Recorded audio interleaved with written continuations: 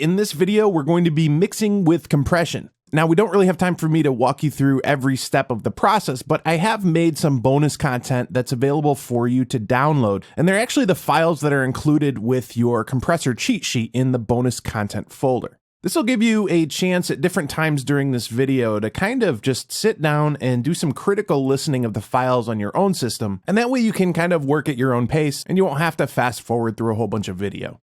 Also, I think it's a better idea that I don't really give you a mix recipe, so to speak. After all, we're mixing audio, we're not mixing a cake. So every time we sit down with a new song, all of the ingredients are always different. They're always changing. And the main goal of this is to really get you to not have to rely on cheat sheets or settings that somebody posted online. I really want you to understand the concepts and how to use the tools on a fundamental basis.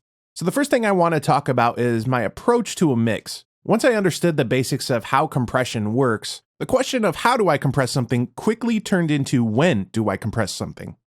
And there's a few factors we have to keep in mind, especially during a mix. The main goal of a mix is just to make sure everything sounds balanced, not only frequency-wise, but also with its dynamics. That mixed radio sound is going to come in time. But we need to start looking at individual components and see how they contribute to a mix on their own. And this is without any EQ or compression. Then we have to ask if the dynamic content of the piece can be balanced or altered by any other means. If you remember from our serial compression video, any compressor in series has an additive effect. So we really need to be picky and choosy as to where we're going to put compression and how we're going to compress it. Just because we have the tools doesn't necessarily mean we have to use them. Now, one of the things we do as engineers on a regular basis to keep our ear in tune is to listen to reference tracks. The one thing that's really easy to fall into the trap of is forgetting that a lot of those reference tracks that we hear on the radio or through iTunes have already been through their final compression stages. There's not an awful lot of unmastered reference material out there that we can get our hands on, so we need to understand what dynamics are, how they interplay, and who we're actually mixing for. We have a tendency a lot of times to want to get that instant gratification as soon as a mix is done. So when we start mimicking sounds that we hear on the radio, sometimes those mixes already have a tendency of being overdone. So one of the goals is to make sure that our mix sounds balanced, punchy, and clean, but also sounds very natural, organic, and dynamic.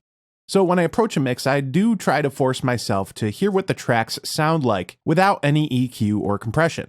I'll actually do a rough mix with just the instruments as they are. Now, if you open up the bonus content folder, that's going to be the mix level 1 file. That's essentially a raw mix of the instruments in the session with no effects, no EQ, no compression, no anything. It's really important to try to achieve that balance using the instrument's natural dynamics first.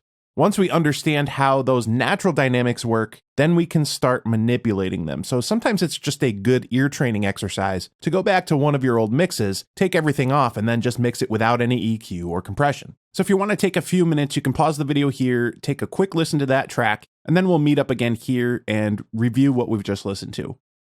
Okay, so now that we've had a chance to listen to the file, let's pick on a few things that I liked and a few things that I didn't like. So one thing that I really liked was some of the natural dynamics that were going on in the overhead drum tracks, especially with the ride cymbal at the end. It just had a really cool natural sound to it. So when I mix, that's something I definitely want to try to preserve as much as possible. The other thing that I really liked was just the overall movement of the dynamics from the beginning of the song to the end of the song. It really did bloom dynamically, particularly towards the last few bars here. Now, a few things I didn't like were some of the sibilant S's and breath sounds in the vocals. And obviously some of the vocals got lost a little bit, especially during the verse parts. So that's something we can use compression on to balance out. Also, if you take a closer listen, that bass guitar was very dynamic. And I guess that's putting it nicely. Some notes of the bass guitar got lost, while others just seemed to pop out too much. So we definitely want to work on that a little bit.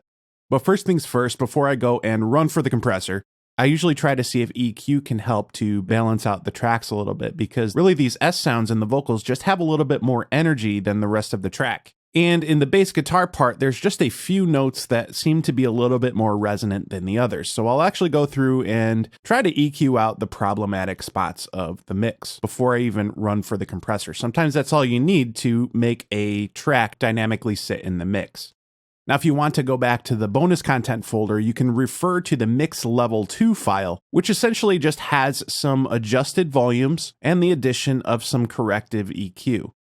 Okay, so now that you've had a chance to listen to the mix level 2 file, you'll hear that we were able to tame some of those S and breath sounds in the vocals, and also you'll notice that we were able to tame some of those resonant bass frequencies quite a bit, which is great because if we just first ran for the compressor, there's a good possibility that we would have ended up over compressing the bass. You'll notice a little more pop from the snare drum, and we were able to achieve that without any compression. One thing that I would like to hear is a little bit more pressure, and we can get pressure from compression. I'll show you a few tricks in the mix that we can use to get pressure by using a compressor. Now at this point, take a few minutes to closely listen to the mix level 3 track in the bonus content folder. This is the track that includes all of the applied compression that we're going to be using in the song. So once we return, we'll take a tour of the project file and start to dig in on how we used compression to get some of these sounds.